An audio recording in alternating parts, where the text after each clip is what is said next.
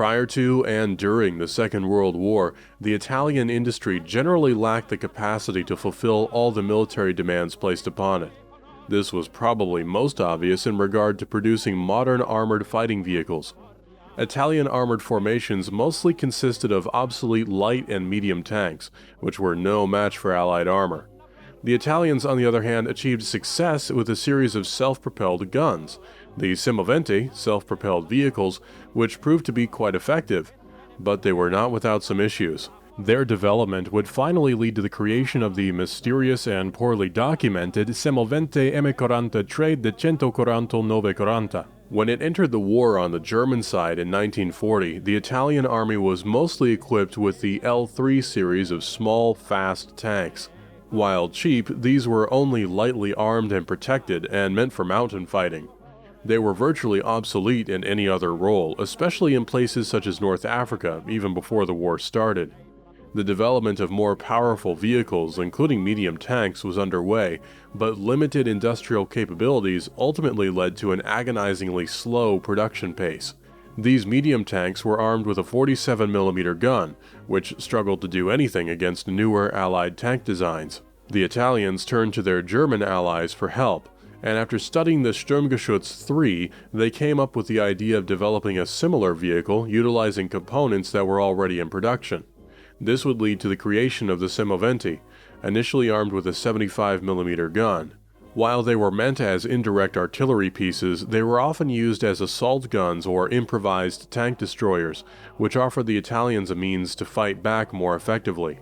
Later versions incorporated the use of longer 75 and even larger 105mm guns. However, in the role of self-propelled artillery, something with greater firepower and range was needed. It was for this reason that the Italian army began showing interest in the development of a more suitable, dedicated self-propelled artillery gun armed with a larger caliber cannon. The Italian weapon manufacturer Ansaldo was working on such a project, but researching the development history is quite difficult, as there are several different accounts of its origins. The project, later known as the Semovente M43 with a 149/40 gun, was likely a private venture from Ansaldo. Their engineers, who had designed the Cannone 149/40, were interested in increasing its mobility. Like all towed guns, it needed some time to be properly set up before it could effectively engage enemy positions. Mounting this gun into a fully tracked chassis would resolve the mobility issue. The precise year when this project was initiated is not clear, as it could either have started at the end of 1941 or even in 1943. The prototype was eventually completed by August of 1943 and appears to have been presented to the Italian army before the September armistice. The Semovente M43's hull was divided into a few sections. The transmission and 2 crew members were placed in the front hull. The engine was positioned in the center of the vehicle, and the gun mount was at the very rear. Which precise chassis was used for the construction of this vehicle is not clear. It could have been either that of an M15/42 or the larger P26/40. The hull front and upper glacis do not resemble any of the M-series tanks or even the chassis used for the later Semoventi, as the M15/42 front hull had a rounded shape. The P26/40 presents some similarities, but its design was also different.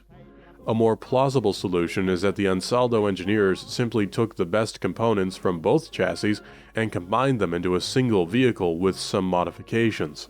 The suspension used was the standard Italian semi-elliptical leaf spring type.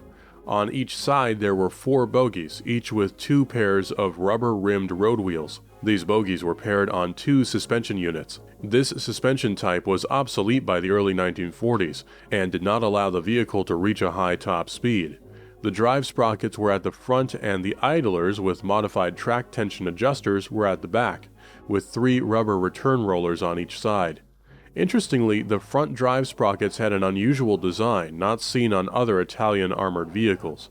The Semovente M43 was powered by an unspecified 250 horsepower Spa petrol engine, with a weight of 23.5 to 24 tons. The maximum speed was around 35 kilometers per hour. This engine somewhat complicates the matter of determining which chassis was used. The M15/42 used a SPA 190 horsepower engine, while the P26/40 was powered by a 330 horsepower engine. Neither of them matches the known data. Ansaldo engineers had plans to equip the first small production series with a similar engine, which was to be slightly lighter and smaller in size, but nothing came of this. Some sources also mention a completely different power plant, a V-shaped engine giving out 185 horsepower at 2400 RPM. The use of the engine from the experimental Sahariano tank was also proposed, but nothing came of it. The engine was placed in the central part of the hull, where it was fully enclosed, with 2 exhaust pipes placed on each side. Ventilation grills were placed to the rear, close to the gun installation. On top of the engine compartment were several smaller hatches. The superstructure of this vehicle consisted of a simple box shape and fully enclosed front crew compartment. As was the standard for Italian designs, this was constructed using a metal frame on which armored plates were mounted using rivets. On top of this compartment, 2 hatches were placed, one for each crew member. In addition, on top, a simple round-shaped travel lock was located. 2 protective observation ports were placed at the front. No side ports nor slits were used in this vehicle. As it was intended to use the Semovente M43-149/40 for long-range support, the vehicle was also lightly protected. The front armor was, depending on the source, 25 to 30 millimeters thick. The side armor was 14 millimeters thick, while the top armor was 6 millimeters. No armor protection was provided for the gun operating crew. The vehicle was armed with the long Cannone 149/40 gun. Its official name was Ansaldo Cannon 149mm L40 model 1935. The development of this gun was initiated in 1929 when the Italian Army tasked major weapon manufacturers to develop a new 149mm artillery gun to replace some of its aging artillery pieces which predated the First World War. It was requested to have a firing range of 20 kilometers with a maximum weight of some 11 tons. In order to ease transport, it had to be divisible into 2 parts. In addition, it had to be assembled in half an hour.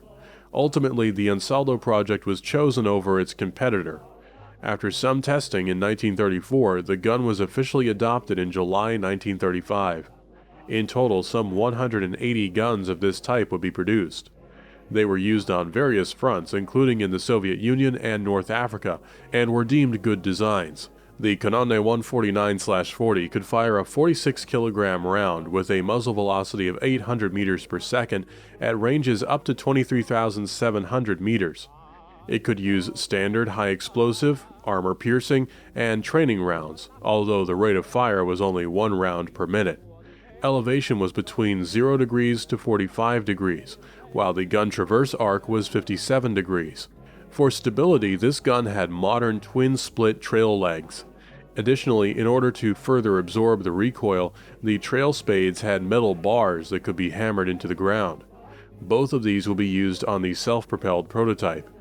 Given the rather large size of the original trail legs, shorter ones were instead placed onto the rear of the vehicle.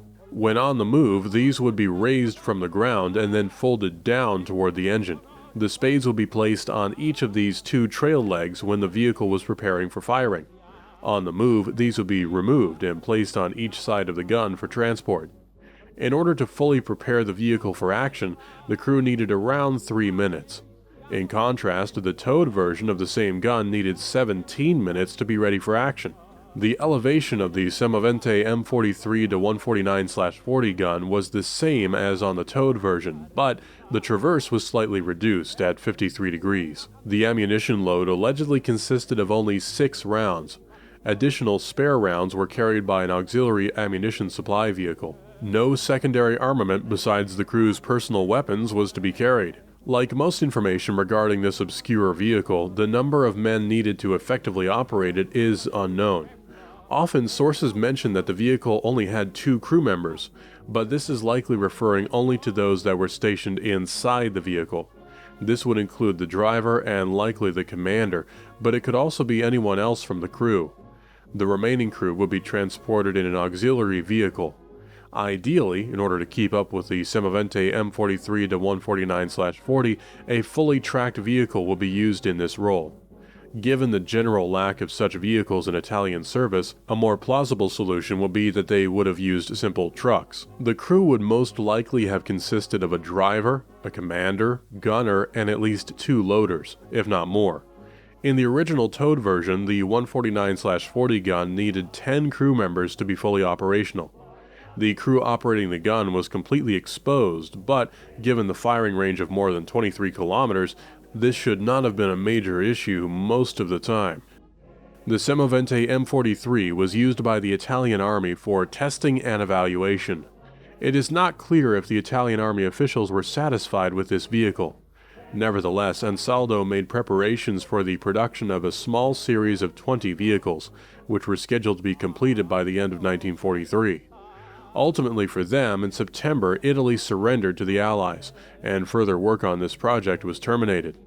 Following its former allies' capitulation, the Germans took over what was left of the Italian industry and weapons. This included the sole prototype. In German service, it was renamed to the Gepanzerte Selbstverlaufete M43 854I. Its precise usage by the Germans from this point is not clear. Some sources suggest that this vehicle may have been used to defend the German Gothic line against the Allies in Italy. What happened to it next is also not clear. According to the American archives from the Museum of the Aberdeen Proving Grounds, the prototype was captured near Rome by the advancing American forces. In 1944, it was transported to America for evaluation. There is another version of this story for which there is photographic evidence. In this version, the prototype was transported to Germany for examination. What the Germans thought of this design is unknown, but it does not appear to have influenced the development of German self-propelled artillery in any way. The prototype would eventually be captured by the Allies, possibly somewhere in France during 1944-45, after which it would be shipped to America for examination and evaluation. Luckily, the prototype survives to this day. While initially located at the Military Museum Aberdeen Proving Grounds, it was later moved to the U.S. Army Field Artillery Museum at Fort Sill, Oklahoma. Unfortunately, at some point during the 1970s, its tracks were removed and ultimately lost. This concludes our look at the usage of the Semovente M43-149/40. Would you like to learn more about the self-propelled artillery guns?